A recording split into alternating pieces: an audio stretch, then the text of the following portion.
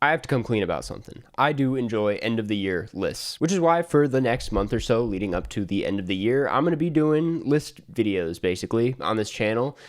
Lists for movies, music. That's probably it. And we're going to kick things off with a pretty fun one. I don't know how I haven't done this already, but I'm doing the best performances of the year. It's not like a ranked list or anything. This is completely out of order.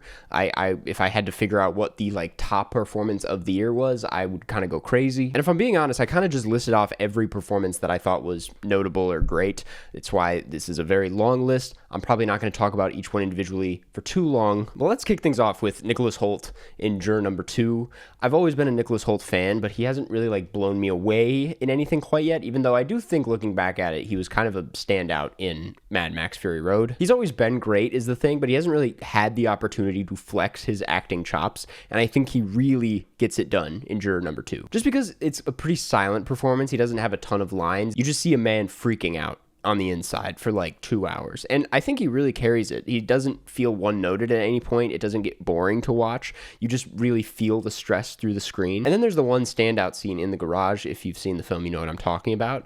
That where it's just like devastating to watch. It's like watching someone just crack open. Ariana Grande in Wicked. This isn't a performance that needs more recognition, obviously. I honestly think she might take it all the way to the Oscars, but I had to bring it up because honestly it was one of my favorite parts about the film. People have brought up, it's like you kind of forget that she started out as an actor. I don't know why I went into Wicked like expecting the worst and thinking she wasn't going to deliver, but she really did. She keeps the film alive in a way that clearly John Chu can't. She's super funny. She's super charismatic. Her voice sounds incredible. I know people were critiquing her for not sounding musically enough, but I thought it sounded amazing. I think Cynthia Erivo is the better singer and vocalist, but Ariana Grande like brought so much life into the film that, I don't know, really charmed me. Denzel Washington in Gladiator 2, while we're on that train, in a similar way to Ariana Grande, kind of runs away with it. I don't know if he's so good because he's next to Paul Mescal, who is just kind of like a stick in the mud the entire film, just proving in every single scene why he is who he is. Fred Hetchinger, not on this list, but definitely an honorable mention. He's the only other one that like almost matches Denzel's energy,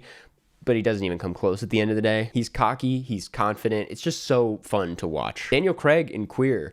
Honestly, this might be like a top 5 of the year for me if I was ranking this.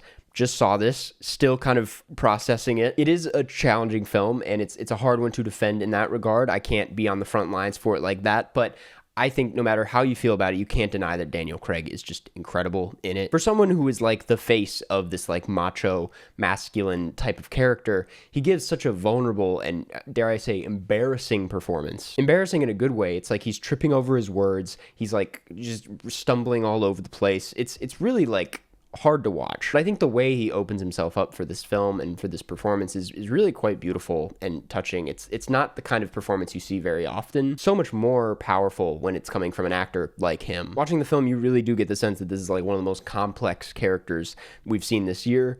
And I think Daniel Craig carries him so effortlessly. Léa Seydoux in The Beast, she's basically playing 3 different characters, but is able to balance all of them under this one bizarre umbrella. I love The Beast, don't get me wrong, but it does switch up styles fairly often. It's a bit disorienting, and I think it's just that much more impressive that Léa Seydoux is able to like fit comfortably within that tone. I also feel like I have to bring up George McKay for that same reason. He's not as daring as Léa Seydoux is in this, but honestly just as impressive. Definitely someone who just keeps getting better and better the more I see from him. I can't wait to see where he goes in the future. But yeah, Léa Seydoux, the vibe I get when watching her in this film is it's just someone that's like at the top of her game. I've always really loved her, and it's just so great to see her kind of just let loose in such a batshit insane film. It's pretty unique experience. Guy Pearce in The Brutalist. I feel like every actor from The Brutalist can be on this list, but it just felt unfair. I do think Adrian Brody still has the chance at winning the Oscar, and I think he fully deserves it. Haven't seen Timothy yet. But of everyone in that film, Guy Pearce is just eating it up every second. For such a brutal film, he brings so much life and character into it. He's just hilarious. He can balance having like this very threatening, very obnoxious tone whilst also being really likable, at least to the viewer. Ethan Heresi in Nickel Boys. I mean, a lot of this I can owe to Ramel Ross and the direction of this film. The entire thing is a goddamn masterpiece, but I have to give him credit for just being able to perform under these kinds of circumstances, how odd the film is shot, the POV of it all. He has has to have screen presence, and he also has to do some voice acting at the same time. It's very real. It's very tragic. He's an actor I did not know about before this film, and I am just like so excited to see where he goes. I thought he was so incredible. Mikey Madison in Anora, we don't need to say anything else about this at this point, but one of my favorite Sean Baker leads, if I'm going to be honest. I mean, as much as I love Simon Rex and Red Rocket, it does get a little exhausting after a while. You can say that about most of his leads, to be honest, but like Mikey Madison is so lovable in this film. The film's not a slow burn, but it does like kind of feel like a slow descent into, I don't know, a crisis. It's like at one point she has to be, you know, a sex worker and put on a performance in that way. And then it's like you have to feel the euphoria of when this guy comes into her life, and then it turns into a screwball comedy and she has to like embrace the chaos. And then the ending, which I don't want to give away, but it's just, it feels incredibly, again, vulnerable. I mean, when you break it down, the film doesn't take place over a very long period of time. It's pretty contained, and she has to somehow make all of these intense emotions feel realistic within those constraints. And she does it. While we're on it, Mark Eidelstein, still don't know how to pronounce it. Obviously, like, not on the same level as Mikey Madison, but, like, so endlessly enjoyable to watch. I talked about it already in my video on the film, but it's like his line deliveries are just so funny and real. Obviously, like, there's a language barrier, but I feel like he uses that to his advantage to make such a colorful and silly character. And I think in the back half, when things start to go south, he brings like the proper amount of regretfulness to the character, whilst also being like properly moody and angsty like any boy his age. I'm gonna bring up Lady Gaga and Joker. I don't care. I thought she was fun. I thought she did a good job. She clearly was like the only one that cared about that movie, and it shows. I wish, she deserves a better movie for what she was doing. Jeremy Strong in The Apprentice, I mean, he's always great. I'm not too surprised that he blew me away here, but like, I don't know, so different for him. Even though he throws himself into any character he comes across, it's like, this one was really a difficult one to balance. While we're on it, Sebastian Stan as well as Donald Trump. I mean, talk about a mountain to climb as an actor. Like, what a difficult character. He has to bring some sort of humanity to someone like that, and I find that just equally as daring as like anything that's on here. I think it's an incredibly bold and brave performance, and I think he balances it incredibly well. He's also really great in A Different Man. I just kind of had less to say about that one, but he's very good in that too. Zoe Saldaña in Emilia, Perez, even if the film itself is a bit of a mess, I think she is without a doubt the highlight, and I thought she did just an incredible job. Selena Gomez, not as bad as like everyone is making her out to be. Carla Sofia Gascon, also pretty good, although I don't know, it seems like she bites off a little bit more than she can chew in certain scenes. Zoe Saldaña though, just never doubted her for a second. She's just nonstop, like brings so much energy and heart, to be completely honest, to a film that at times feels a little heartless. In a similar way to Léa Seydoux in The Beast, she kind of balances this incredibly impossible tone, jumping between musical and crime film and slow drama. Really great stuff. Makes it worth seeing. Roy Dupuis, I think that's how you pronounce it, in Rumors. Not much to say about this one. I just thought he was the funniest part about that film. I mean, everybody in that cast is just doing so well, but he is easily the standout. Just pitch perfect comedic performance, and he gets like properly dramatic in the end, which I think, I don't know, adds a bit of substance to a film that is like missing it. Conor O'Malley in Rap World. I mean, Conor O'Malley's always been incredible. Everything he's put out into the world is amazing in its own way, but Rap World really does feel like a place where he can shine. He's also really great, and I Saw the TV Glow. Should make note of that. But I don't know, I went into this wondering if his style of comedy could, sustain the length of a feature-length film, and it does so easily. I could have watched like another hour of this and not gotten bored. And you can also tell that he just like believes in the work that he's putting out into the world. It's like so the opposite of half-assed. He just fully throws himself into these characters, and it makes it that much more funnier because of that. Andrew Scott in Ripley, I mean, I don't watch a lot of shows. I don't watch a lot of like, limited series, but Ripley just blew me away.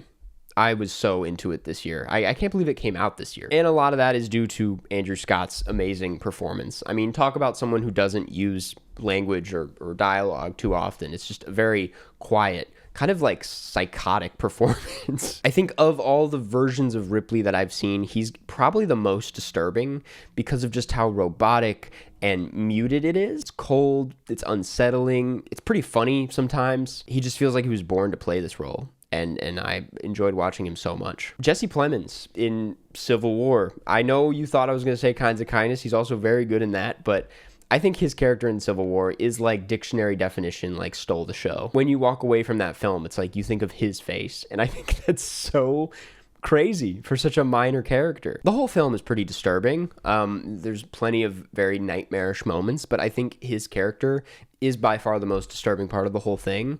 I felt like a pit in my stomach watching that scene. And he just does his usual Jesse Plemons shit. It's like, you could say he does the same dry, muted delivery in everything he does, but like, it works. And this is like one of the brightest examples of it. Kieran Culkin in A Real Pain, another person where you could say he kind of does the same thing in everything he does. And by everything he does, I really just mean Succession and this. I haven't seen a lot of modern Kieran Culkin performances, but what I find so great about this is the fact that, like, with TV actors, with the exception of, like, you know, Jeremy Strong or like Bryan Cranston, it's hard to like separate that actor from the iconic character that they played, because they did such a great job. It takes a lot of mental gymnastics to get over it. But Kieran Culkin figured this thing out where it's like, he basically can just play himself in movies, and it doesn't feel like he has to drift further away into any particular character. And it just breaks my brain to think about, because in A Real Pain, it does feel like I'm just watching Kieran Culkin again. He even has the like bracelets that he wears in real life. But by the end of it, I do feel like I watched a very specific kind of person that isn't anything like the real Kieran Culkin, but reminds me more of people I knew in like high school or college. It's like, this is a very real kind of guy.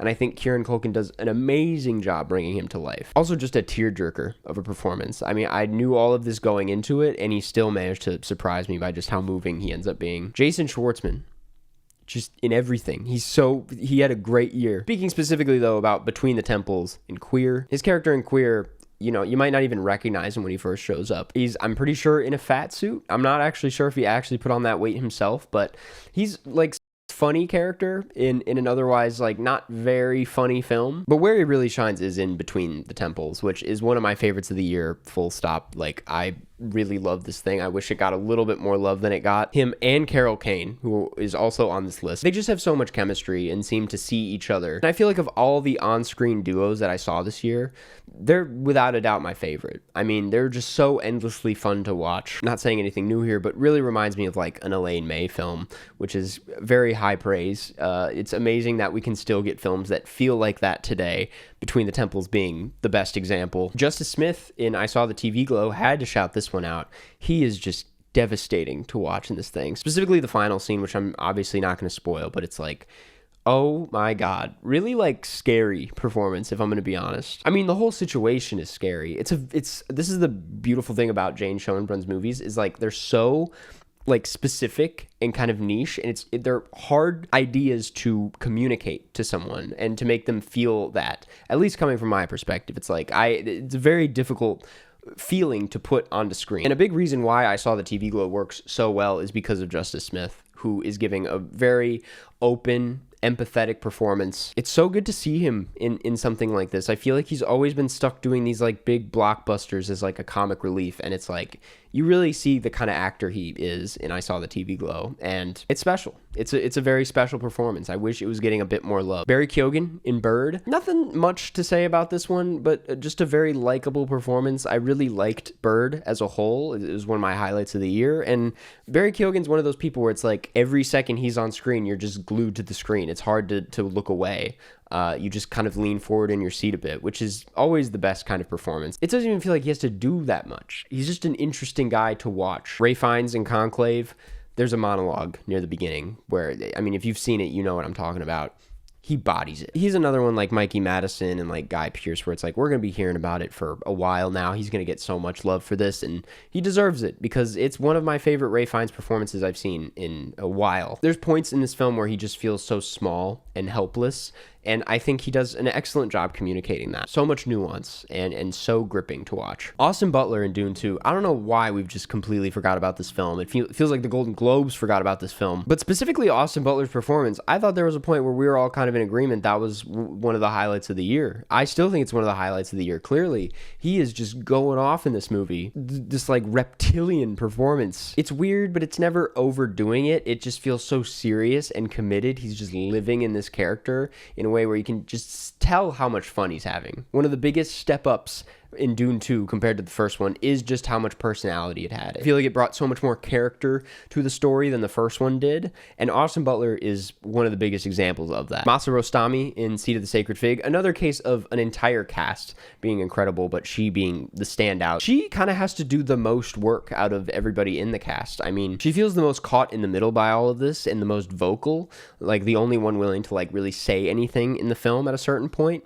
And I think she does an amazing job like communicating that frustration. Josh O'Connor, similar to Jason Schwartzman, just having one hell of a year. Both Challengers and La Chimera, just amazing, very different performances, but like equally as great. I just rewatched the first 30 minutes of Challengers on a flight. Had to turn it off because I didn't want to be that guy on the plane. But goddamn is he good. It's just such movie star acting. He just lights up the screen. No shade to Mike or Zendaya, but it's just Josh O'Connor, once he shows up, you're just having so much fun. And then in La Chimera, just another very quiet performance where he has to do a lot of face acting, and I think he does it really well. I think of everyone on this list, he is the one I'm most excited to see moving forward. He is going to have such a great career. Joan Chen in Didi. I had to give Didi some love just because I feel like it's getting brushed under the rug a bit too much these days. And Joan Chen specifically is such a highlight of the year for me. I mean, just one of the warmest, most likable characters. Again, another case where the performance really comes alive in like the final scene of the film. The entire thing is great. I loved Didi a lot, but like she brings a sort of weight to the film that pushes it a bit over the edge for me. And lastly, Aubrey Plaza, Megalopolis. I was on the fence about this performance for a while. I don't even know if I liked it all that much the first time I saw it, but it's the most like divisive and interesting performance I saw this year. It's so weird. And in that way, it like is one of the only performances in that film that matches the film's energy. She is just so committed and unafraid to do whatever in this movie. The line readings are just crazy, sometimes horrendous, but like they work. I respect that performance more than I respect anything else on this list. Honest to God, that's I think why I put it last, is because I'm just like,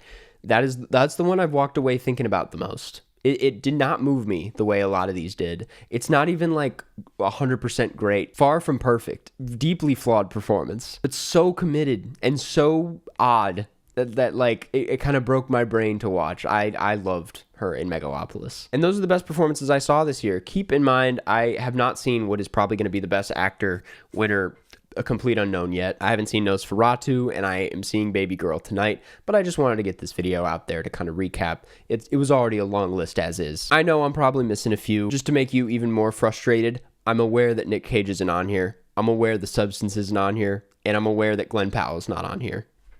I know. These are my favorites. And that's that. Thanks for watching. What are your favorites? What are they?